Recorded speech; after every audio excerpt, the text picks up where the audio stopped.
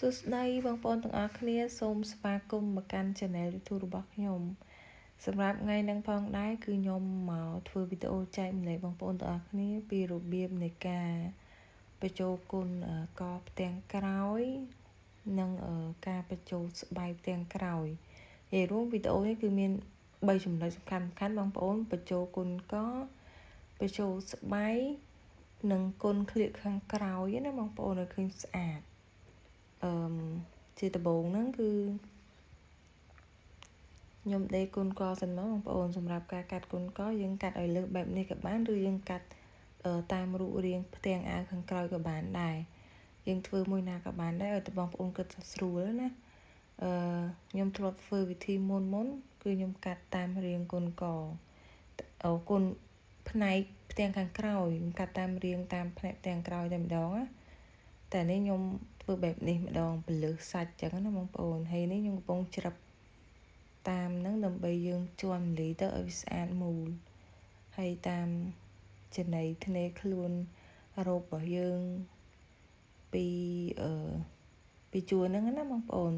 ពីជីបហ្នឹងគឺយើងច្រឹបដែរដើម្បីយើងបត់ទៅកុំឲ្យវាប៉ោងឲ្យបត់ទៅឲ្យវាស្ដើងកន្លែងហ្នឹងស្អាតចឹងណាបងប្អូនហើយកន្លែងនេះគឺម្លីបងប្អូនម្លីវាចឹងមកម្លីទាំងពីរផ្ទាំងហ្នឹងអស់សិនមកចាំយើងយកទៅអ៊ុតហើយចាំយើងកាត់ចេញវិញបងប្អូនបើយើងធ្វើបែបនេះណាបើយើងកាត់រៀងតាមផ្ទាំងខាងក្រោយឲ្យហើយក៏បានតែខ្ញុំភ្ជាប់គុណកនេះបងប្អូនឃើញខ្ញុំគុណតែត្រឹមផ្នែកសាច់ខ្នងខាងក្រោយទេខ្ញុំអត់ទាន់ដេកន្លែងឃ្លៀកអីបងប្អូនអញ្ចឹងបងប្អូនធ្វើតាមនឹងមកអានេះខ្ញុំប្រាប់ពីរបៀបបញ្ចូលស្បែករបស់ខ្ញុំអញ្ចឹងខ្ញុំដេគុណកសិនបងប្អូនគុណកនេះយើងដេកកន្លែងផ្នែកខ្នងនឹងហើយយកទៅអ៊ុតយើងអ៊ុតឲ្យស្អាតរាបស្មើរួចរាល់ហើយតាំងពីផ្ទាំងនឹងរួចរាល់ទៅយើងសកាត់យើងអីចឹងឲ្យស្អាតណាបងប្អូនយកឈើសកាត់ធ្វើអីឲ្យរាបស្អាតចឹងសិនទៅរួចរាល់ហើយចាំចាប់ផ្ដើមកាត់អាពលឹះដែលយើងកាត់លើសចោលហ្នឹងបងប្អូនដែលយើងទុកលើសហ្នឹងកាត់តាមទំហំរូបរាងនៃរ៉ូបឬក៏អាវផ្ទាំងក្រោយរបស់យើងនឹងមកតែខ្ញុំធ្វើនេះគឺរ៉ូបបងប្អូនអាវហើយរ៉ូបនេះគឺចូលដូចតែគ្នាទេបងប្អូននេះយើងកាត់បែបហ្នឹងឲ្យស្អាតមកតែខ្ញុំអត់តាន់ដេកកន្លែងឃ្លៀកទេបងប្អូនខ្ញុំបញ្ជាក់ចឹងហើយយើងដេតែផ្នែកខ្នងហើយសម្រាប់ចំណៃដាក់រូបរបស់ខ្ញុំគឺ2លេខបងប្អូនយើងគូចំណុច2លេខហើយយើងចាប់ផ្ដើមដាក់ស្បែកចំចំណុច2លេខហ្នឹងមកហើយសម្រាប់ផ្ទាំងដែលមានតាក់ខ្សែឡេវនេះគឺផ្នែកខាងឆ្វេងសម្រាប់ខ្ញុំដាក់ណាហើយយើងទុកកន្លែងឃ្លៀកហ្នឹងបន្តិចចឹងណាបងប្អូនអត់ដល់មួយជើងទៀតទេបន្តិចដើម្បីបលាត់ឃ្លៀកឲ្យស្អាតអញ្ចឹងកន្លែងហ្នឹងអត់ត្រូវដល់ស្មើឃ្លៀកទេតែដល់ស្មើឃ្លៀកបលាត់ឃ្លៀកអត់កើតទេបងប្អូនវាសកត់ស្បែកតើតែយើងជេរស្បែកចោលបន្តិចវិញណាបងប្អូនជេរធ្វើម៉េចឲ្យសល់កន្លែងបលាត់ឃ្លៀកហើយនេះយើងគូបកងគ្នាឲ្យស្មើណាបងប្អូនចំណុច2លេខហ្នឹងយើងដាក់ឲ្យចំ2លេខនោះមក2លេខខាងក្រោមណា2លេខផ្ទាំងខាងស្ដាំអាខាងមានដាក់គ្រាប់លេវហ្នឹងអាហ្នឹងគឺខាងស្ដាំអាខាងមានខ្សែតាក់ហ្នឹងគឺត្រូវនៅខាងឆ្វេងគ្រាន់តែបងប្អូនមើលវីដេអូខ្ញុំអញ្ចឹងខ្ញុំដាក់ខាងខុសឡើងមកលើមុខអញ្ចឹងមកឃើញដូចខាងផ្ទះខ្សែឡេវហ្នឹងនៅខាងស្ដាំអញ្ចឹងតាមពិតអាហ្នឹងនៅខាងឆ្វេងណាបងប្អូននេះអាផ្ទាំងហ្នឹងគឺខាងឆ្វេងទេព្រោះខ្ញុំដាក់ខាងខុសឡើងមកលើមុខយើងអញ្ចឹងណាហើយនេះយើងបញ្ចូលស្បែករួចរាល់ហើយយើងដានអីរួចរាល់យើងចាប់ផ្ដើមយកមកដេរមកបងប្អូនហើយពេលដែលយើងដេរគឺបងប្អូនទាំងអស់គ្នាត្រូវតែដេរខាងផ្នែកសាច់គុណបងប្អូនទាំងអស់គ្នាគឺដេរខាងផ្នែកសាច់គុណហើយក្បែរនឹងអាធ្នេដែលមលីចាស់របស់យើងណាបងប្អូនទាំងអស់គ្នាយើងជន់ឲ្យអែបទៅនឹង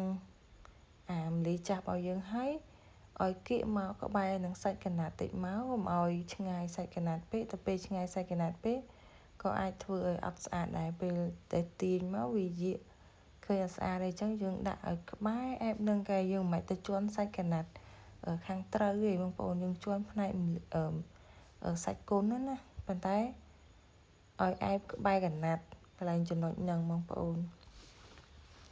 នេះគឺផ្នែកខាងឆ្វេងនេះបងប្អូនពេលពលាអញ្ចឹងឃើញនៅទាំងខាងឆ្វេងនេះដាក់ខាងត្រូវឡើងលើអញ្ចឹងណាតទៅទៀតយើងចាប់ផ្ដើមដេរខាងស្ដាំម្ដង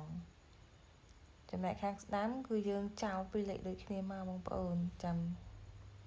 យើងដេរតពីពីរលេខហ្នឹងមកណាយើងដេរដូចគ្នាបងប្អូនតុកដូចគ្នានេះបងប្អូនឃើញពេលដែលខ្ញុំដេររួចរាល់ហើយបងប្អូនឃើញទេ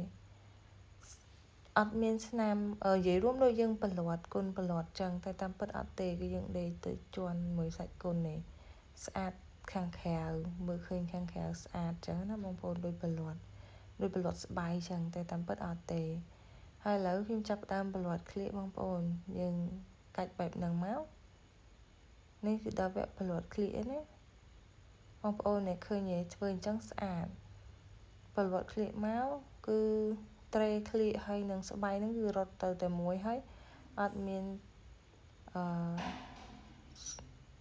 ស្នាមចឹងនិយាយថាឃើញបងប្អូនបើសិនជាអាវនឹងវាក្លៀកគឺយើងអត់ឃើញសកត់ធ្នេប៉ុន្តែនេះអាវមានដៃអញ្ចឹងខ្ញុំដេរសកត់មួយជើងទេកន្លែងធ្នេក្លៀកហ្នឹងឃើញបងប្អូនអត់ផុងទេ